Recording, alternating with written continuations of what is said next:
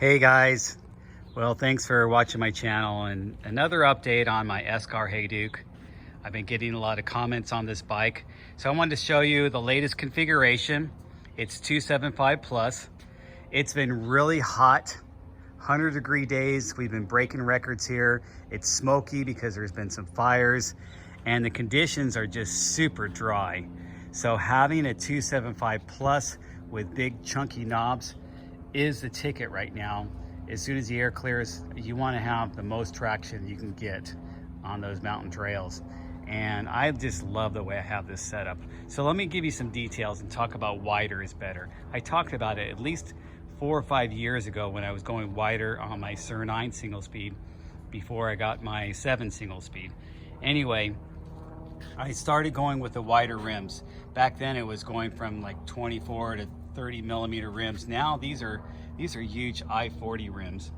And the reason I want to go wider, well, of course this is a 275 plus setup, but I knew the advantages of going wider with a higher volume tire.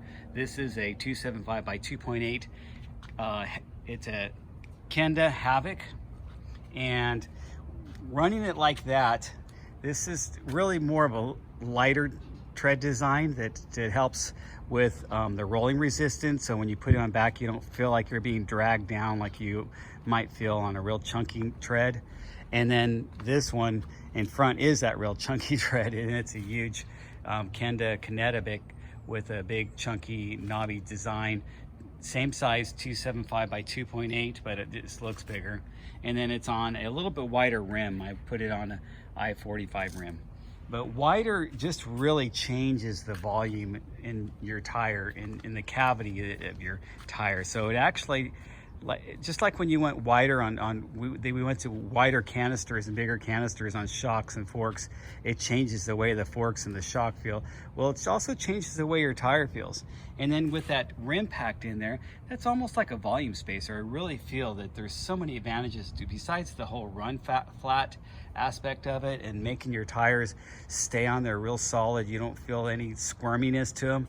It just really, you don't get the side to side, but then you get the nice cush and you can go super low pressure. I've gone down to like 12 pounds of air pressure in there, and I'm only 160 pounds, so that helps out, but it just really makes that tire come alive. And even with those small knobs, I'm still able to brake pretty good and ride through some chunks. I can ride through some chunks on this stuff just like I did on my Foes FXR before I sold that bike. It just, not quite as good, but it's pretty close. It doesn't feel like it has 6 inches of travel, but it feels like it has 2 or 3 inches of travel, that's for sure.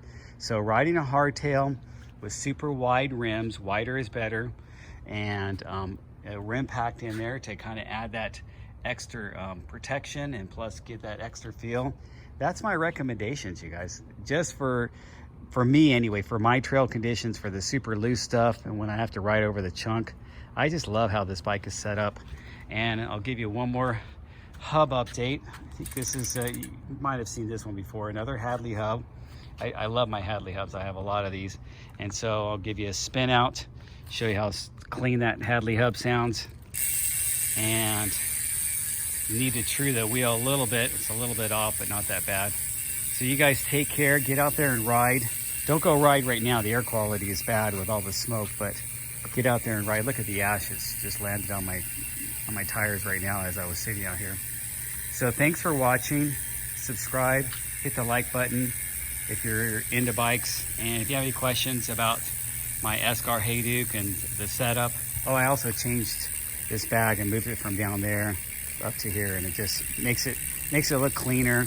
And people were asking me if I had a battery on this thing, so I don't ride like I have a battery, so I know it's on an electric bike, but I guess it kind of looked like one. Anyway, that's how the setup is, guys. Thanks for watching.